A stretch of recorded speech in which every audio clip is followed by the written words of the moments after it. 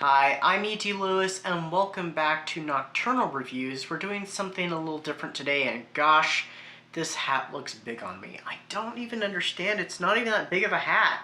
It really isn't, but it looks big on me for some reason.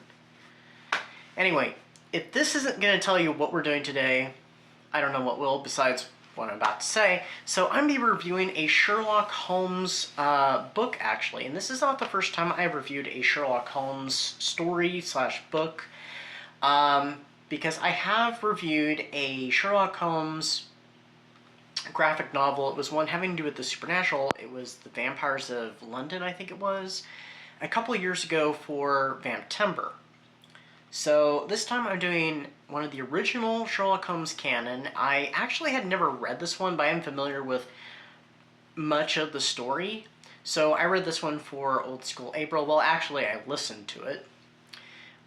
Being read by Stephen Fry, who does a fantastic job. And so this is A Study in Scarlet. Now you can hardly see me. Editing ED here. I tried to go red for A Study in Scarlet, but it just didn't work this time. I tried fixing it here in post, so this is the best I could do. I do apologize, and now we will get back to the video. Can I get this turned up any? No, it's up all the way. Oh well. So, doing A Study in Scarlet, this is the very first Sherlock Holmes novel. It was first published in 1887. Introducing the world to the master detective, the first unofficial or amateur consulting detective by Sir Arthur Conan Doyle. The character he would become very famous for, not really wanting to be famous for this character, but anyway. So this one introduces us also to Dr. John H. Watson, who becomes Sherlock Holmes' chronicler, his Boswell, and eventually his friend. In this one, they are not friends, they are acquaintances and flatmates.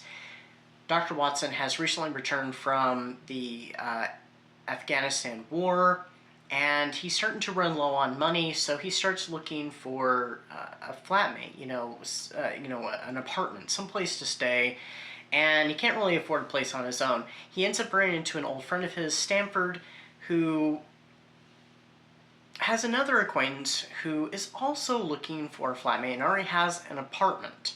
So they make arrangements to meet with this individual named Sherlock Holmes. And Dr. Watson and Holmes kind of hit it off a bit. And, Watson goes, he looks at the apartment, it looks suitable, so he moves in. He starts to learn about Holmes's peculiar idiosyncrasies, and ultimately learns that his new roommate is a consulting detective. Not long after that, they are both roped into a murder investigation when a body is found at an abandoned house. And the word, how to spell it out for you, R-A-C-H-E, is written on the wall in blood.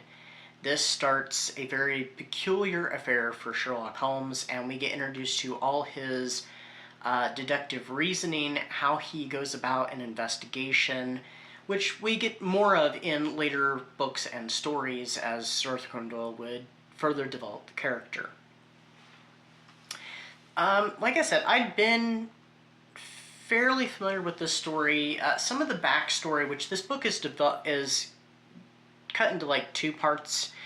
One is the investigation, two is the backstory, and then we meet back up for the conclusion with our main cast: Holmes, Watson, Lestrade, Gregson, and our assailant. I will say the writing is excellent. It's I don't know how much Sir Arthur Conan Doyle had written at this point. I haven't looked into that. I should have beforehand, but I digress. But it's pretty sound. I think it only gets better as he goes along, because I have read some Sherlock Holmes stories and the novel The Hound of the Baskervilles, which I absolutely love. I've seen many adaptations of that one. It's pretty good for, the start of a whole series, the start of the canon. And it's a pretty good way for us to get introduced to the characters of Watson and Holmes, see how, Watson's early thoughts on, his future friend and confidant, and introducing and showing us the world of Sherlock Holmes in Victorian London. I will say, though, the backstory, some of the stuff I think is a little dated, and also, even though it is a fantasy, it's fiction, it's not real life, I feel like it's not overly realistic, especially to what the characters in the backstory are involved in, without me, giving things away. All in all, I did really enjoy this one. I gave it 4 stars. I thought it was quite excellent, and a great way to get introduced to the character. I have seen one adaptation of this story, and that was in the BBC Sherlock Holmes that starred, it was like the 2nd or 3rd season. It's when Peter Cushing had taken over. So it stars Peter Cushing and Nigel Stock in the roles of Holmes and Watson. Holmes and Watson are supposed to know each other really well in the show at this point, but they're using so much of the dialogue where they don't know each other very well, it doesn't make a lot of sense, especially when Watson ends up scoffing at this article and stuff that, of course, later on, when he would know Holmes so much better in the canon, he would obviously be able to pick out, oh, this, was written by Holmes, or this sounds like something Holmes would be interested in, so it's very much up his alley. Watson doesn't seem to know that, so it doesn't really make sense in the context of the TV show. That was during the 2nd or 3rd season of the show when Peter Cushing had taken over from Douglas Wilmer, and the show went to color. There is a little bit added to this, like I said, for characterization, especially with the characters of Stangerson and, what's his name? Oh, I can't remember his name, and I was just thinking about it a little bit ago. I can think of his first name, but I can't think of his last name. Enoch something, or it'll be on the screen.